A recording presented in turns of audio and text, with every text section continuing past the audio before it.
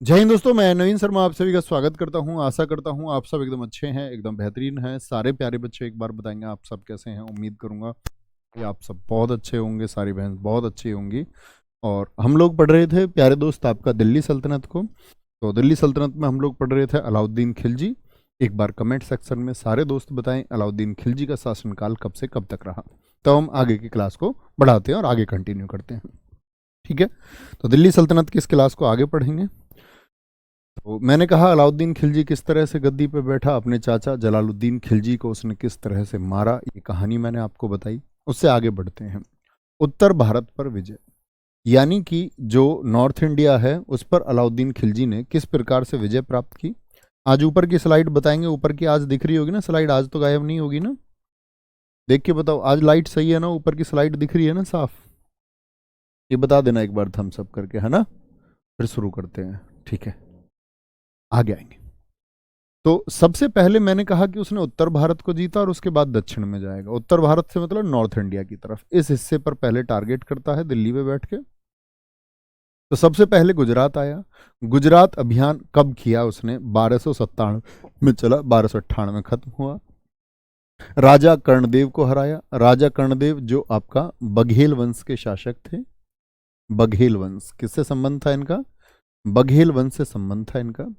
बघेल वंश के शासक राजा कर्णदेव को हराता है और उनकी पत्नी कमला देवी से शादी कर ली। क्या जी कमला देवी में मना नहीं किया शादी को? नहीं जी, कमला देवी ने मना नहीं किया। क्या बोलेंगे? कमला देवी ने मना नहीं किया और कमला देवी शादी कर लेती अलाउद्दीन खिलजी से। और कमलेवा देवी को ही जो उपाधि मिली अलाउद्दीन खिलजी के द्वारा, वो मिली मल्लिकाए जहां। अलाउद्दीन खिलजी ने किसको मल्लिका ए जहां की उपाधि दी थी? किसकी? मल्लिका ए जहां की उपाधि दी थी। क्या बोलेंगे जी? आपका ये उपाधि दी थी कमला देवी को। कमला देवी तो ये समझ लो इसकी बेटी और है। बेटी है इसकी जो 6 महीने की थी। ठीक है, उसको भी अलाउद्दीन खिलजी ले गया। यहां देखने की बात यह है कि ये जो गुजरात का शासक है कर्णदेव, जब ये हार गया तो ये भाग के पहुंच गया। भाग के कहां पहुंचा? ये हार गया तो अपनी जान बचाने के लिए ये गया दक्षिण में। कहां चला गया? गुजरात से दक्षिण में। और दक्षिण में अलाउद्दीन खिलजी ने 1296 में कहां पर अभियान किया था? बोलेंगे जरा। आप कहेंगे भैया अलाउद्दीन खिलजी 1296 में गद्दी पर बैठने से पहले, गद्दी पर बैठने से पहले देवगिरी गया था। देवगिरी गया था वो 1296 में, ये बात याद है। मैंने एक बात और कही थी, 1296 के बाद में वो 1307 में फिर से गया। 1307 में फिर से जाने का कारण जो रहा, दो कारण थे कि देवगिरी का जो रामचंद्र देव था उसने टैक्स देना बंद कर दिया अलाउद्दीन खिलजी को। और दूसरा कारण था कमला देवी की बेटी।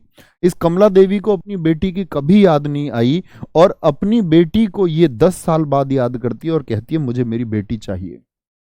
तब रामचंद्र देव के यहां जाकर के आक्रमण करना पड़ा अलाउद्दीन खिलजी को। बोला मल्लिका जहां तुम्हारी बेटी को जरूर लेके आएंगे, जरूर लेके आएंगे। ठीक है, चलो जी। यहीं से मलिक काफूर यानी 1000 दिनारी को इसने खरीदा। मलिक काफूर मैंने कहा पहले एक हिंदू व्यक्ति था, इसके साथ अत्याचार हुए। और इसको बच्चे दरअसल में ये भी कहते हैं कि ये मलिक काफूर को बनाया गया इस तरह से, क्योंकि बहुत सुंदर लड़का था ये, बहुत सुंदर लड़का था। तो मलिक काफूर को कहते हैं कि इसको हिजड़ा भी बनाया गया है। ठीक है, ऐसी प्रवृत्ति उसकी कर दी गई। इतिहासकार उस बात से सहमत है और कहते हैं। तो मलिक काफूर को यहां से 1000 दिनार में खरीदा गया, किसके द्वारा? अलाउद्दीन खिलजी के द्वारा।